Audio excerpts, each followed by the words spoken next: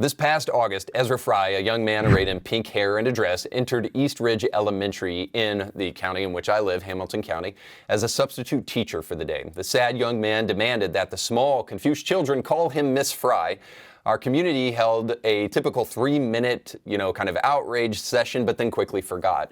But for a good solid 3 minutes, Christians and conservatives joined forces to come to the realization that things are not what they used to be, and maybe we should do something about it. So once that 3 minutes was over, people mostly returned to their feigned exasperation with the culture wars and other Christians like myself who engage in the culture wars. Under their breath, they made snide comments about the Christians who continue to take a stand and somehow tried to make themselves look like the moral betters of those other people engaged in the culture war while they sat back and did nothing. All that because they desperately needed that Joanna Gaines pillow from Target and needed to waste hours of their lives watching Disney destroy yet another franchise by showcasing how dumb feminist intersectionality is. Extremely dated when it comes to the ideas of women being in roles of power.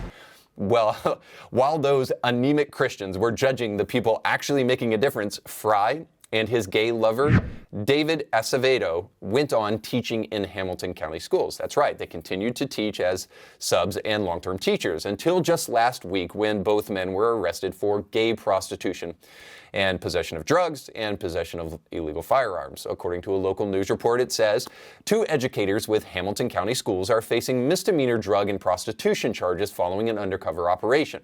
According to an incident report from the Chattanooga Police Department, 25-year-old David Acevedo and 22-year-old Ezra Fry were both cited in a sting operation by CPD in August. The report says an undercover officer met up with Fry at her home, and again, you have to understand, they actually should have said him, but they're saying her, on North Orchard Knob Avenue, where he was given money in exchange for sexual activity.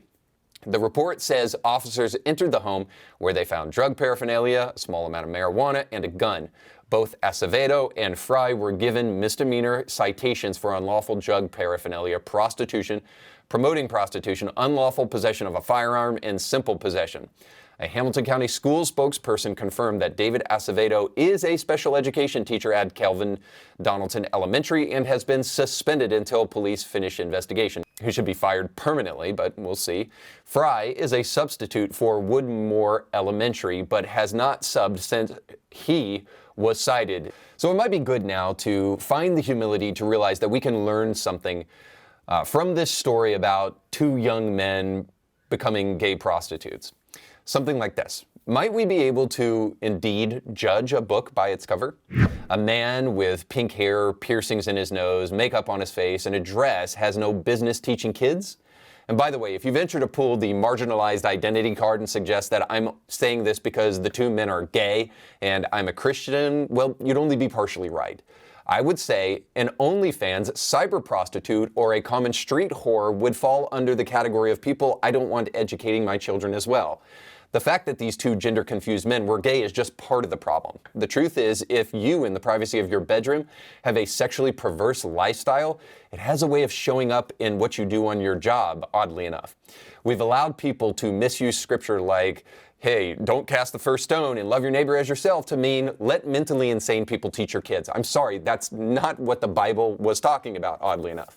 In all of this, to hopefully help us see, we've been conditioned by people like Fry and Acevedo too much. We've allowed them to cry their way into our schools and into our theology even into some of our churches. Obviously, yes, more progressive churches that really aren't churches at the end of the day. But nonetheless, more and more we're seeing the kind of blackmail and emotional extortion that these people use be more effective to the point where now, even if your church isn't a gay-affirming church, we're still far too quiet about these issues because we don't want to be perceived as being judgmental. And the outcome of that kind of thinking is working as far as Acevedo and Fry are concerned, because now we think we have an obligation to make sure men like Acevedo and Fry feel welcome in our institutions. They shouldn't be. They must feel the full weight of being socially and morally ostracized in a society where your kids and my kids depend upon the moral courage necessary to make sure that they are protected. Here's what I'm not saying: that all gay men or trans people are groomers. I know that's not true. But what I am saying is this: all gay men and trans people are living sexually immoral lifestyles. Either the Bible is wrong or it's right. If the Bible and science and nature does not declare sex to be binary and between man and a woman, then by all means, go at it. Be rabbits. Well, of course, not really rabbits, because you're not going to reproduce the human species, but, do whatever makes you feel good. On the other hand, if the Bible, science, and nature cry out in unison for an objective reality, then we have to admit the people who refuse to listen to that call are a version of modern man that probably shouldn't be trusted with very much. And their judgment deserves our judgment and intolerance, because we realize more and more that their words and their complaining is nothing less than an attempt to get away with doing something very wrong. So you just got done watching a small excerpt of a much larger episode. You can find the link to that full episode down below in the description of this video. So you definitely want to check that out, because if you like that clip, you'll like the much larger episode. And while you're at it, don't forget to like, share, and subscribe, and click that little bell to be notified when great new episodes of Indie Thinker come your way. Thanks for watching.